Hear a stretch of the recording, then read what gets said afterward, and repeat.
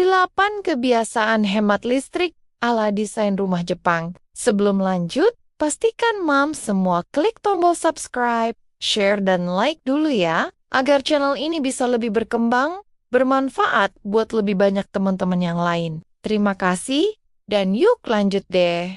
Halo Mom semua, semoga semuanya sehat selalu ya. Judul 8 kebiasaan hemat listrik ala desain rumah Jepang ini bukan cuma soal gaya rumah yang estetik dan minimalis, tapi soal cara hidup yang diam-diam bisa menyelamatkan dompet dan kewarasan kita sebagai penghuni rumah. Di tengah tagihan listrik yang makin naik, cuaca yang makin panas, dan peralatan elektronik yang makin banyak keluarga merasa rumah justru berubah jadi mesin penguras biaya. Padahal rumah seharusnya jadi tempat paling aman dan tenang, dan paling bikin lega setelah hari yang panjang. Yang menarik, rumah-rumah Jepang itu terlihat sederhana, tenang, dan adem. Tapi di balik tampilannya ada pola pikir yang cerdas, hemat, dan penuh perhitungan jangka panjang. Mereka tidak mengandalkan listrik sebagai solusi utama untuk panas, gelap, dan tidak nyaman, tapi mengandalkan desain, kebiasaan, dan cara hidup yang membuat rumah ikut bekerja, membantu penghuninya. Sementara kita sering tanpa sadar menekan tombol, menyalakan lampu, menyalakan pendingin, lalu bertanya, kenapa tagihan naik lagi? Seolah listrik itu naik sendiri tanpa sebab.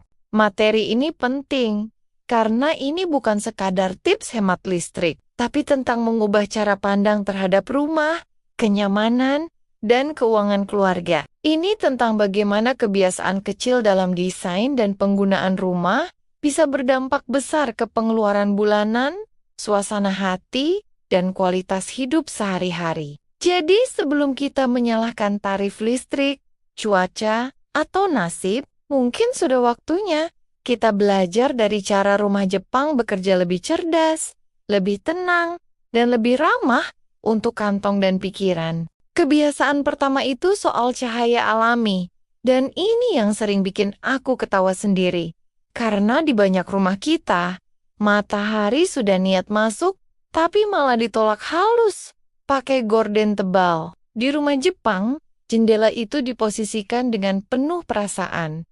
Bukan asal ada, cahaya pagi masuk ke dapur, siang ke ruang keluarga, sore ke sudut baca, jadi lampu benar-benar merasa tidak dibutuhkan. Contoh nyatanya, di jam 11 siang, ibu-ibu Jepang masih bisa motong sayur tanpa lampu. Sementara kita sudah nyalain lampu sejak jam 9 pagi, karena rumah gelap dan suasananya kayak habis hujan, padahal panas terik. Ini bukan soal pelit listrik, tapi soal membiarkan alam bantu kerja rumah. Masih di kebiasaan pertama, cahaya alami juga ngaruh ke emosi.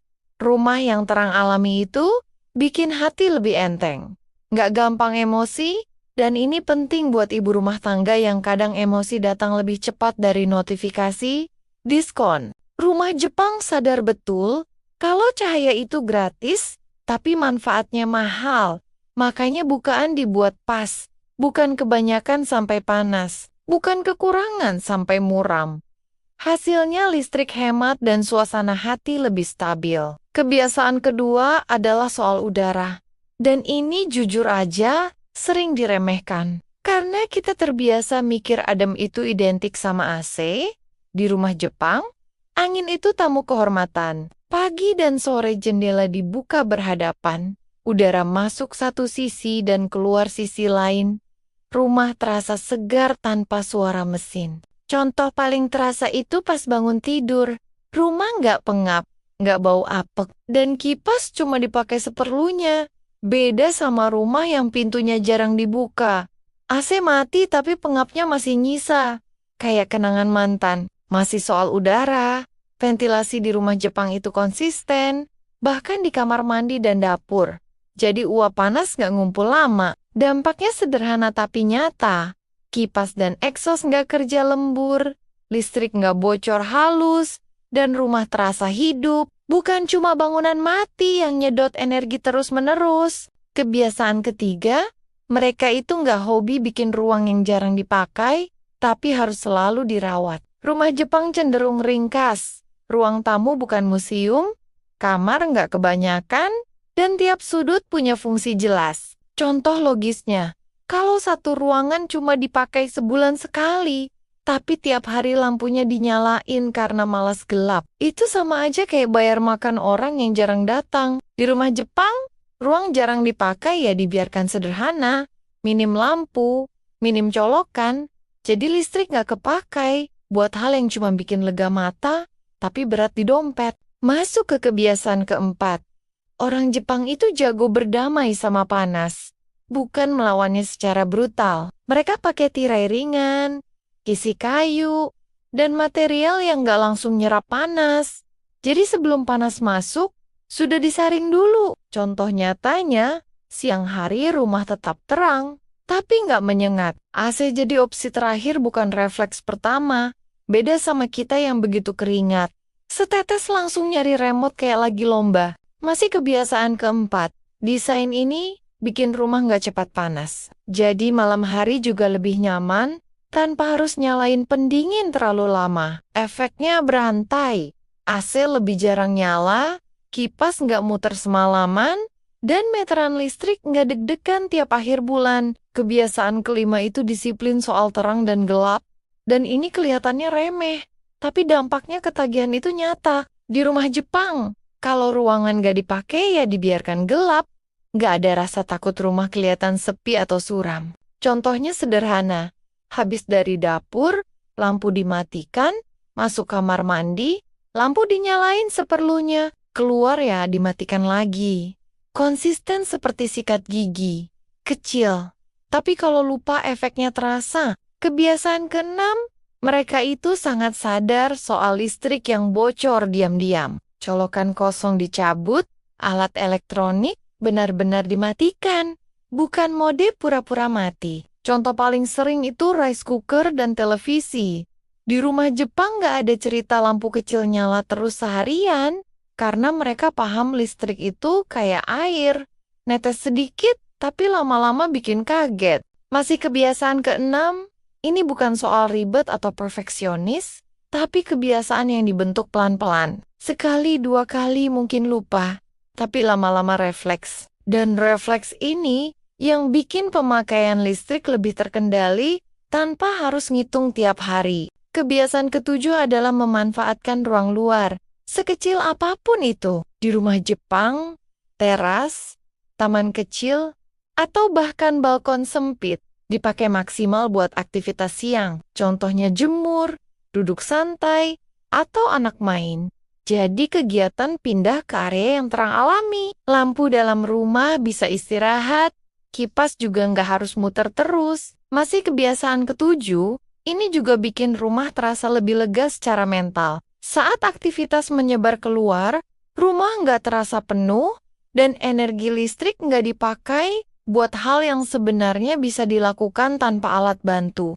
Kebiasaan ke-8 itu soal pola pikir, dan ini yang paling dalam. Orang Jepang membangun dan menata rumah dengan pikiran jangka panjang. Bukan cuma buat hari ini kelihatan cantik, setiap jendela, bukaan, dan material dipikirkan dampaknya ke kenyamanan dan biaya hidup, termasuk listrik. Masih kebiasaan ke-8, pola pikir ini bikin keputusan desain jadi lebih bijak, bukan impulsif. Mereka sadar rumah itu bukan cuma tempat tinggal, tapi sistem yang bekerja setiap hari. Dan kalau dari awal sistemnya benar, ibu rumah tangga nggak perlu stres tiap lihat angka di tagihan, karena rumahnya sudah diajak kerja sama, bukan cuma disuruh nurut. Rasanya kita mulai sadar kalau rumah bukan sekadar bangunan yang kita isi, tapi partner hidup yang diam-diam ikut menentukan apakah kita pulang dengan tenang atau pulang sambil mikir meteran. Rumah bisa jadi sahabat yang bantu menghemat energi, atau jadi drama queen yang tiap bulan minta perhatian lewat tagihan. Dan lucunya, semakin kita merawat cara rumah bekerja, justru rumah makin jarang minta dibelai tombol listrik. Kadang yang perlu diubah itu bukan kebiasaan besar, tapi ego kecil yang merasa rumah harus selalu terang, selalu dingin, selalu nyala, padahal penghuninya cuma mondar-mandir nyari charger. Sedikit dibuka jendelanya, sedikit dikasih napas, sedikit dimatiin lampunya. Ternyata hidup tetap jalan, anak tetap main, cucian tetap kering. Dan kita masih bisa ketawa sambil bilang, oh ternyata bisa ya hidup sesederhana ini. Dan mungkin disitulah optimisme itu tumbuh, bukan dari rumah mahal atau teknologi canggih, tapi dari keputusan kecil yang diulang tiap hari, yang bikin rumah terasa lebih ramah, hati lebih ringan, dan dompet nggak lagi deg-degan. Karena ketika rumah diajak kerja sama, kita nggak cuma menghemat listrik, tapi juga menghemat energi hidup, biar capeknya cukup di aktivitas, bukan di pikiran. Terima kasih Mam semua sudah menemani dan mendengarkan ceritaku sampai akhir. Sampai ketemu lagi di video-video berikutnya. Jangan lupa share video ini ke teman-teman ya.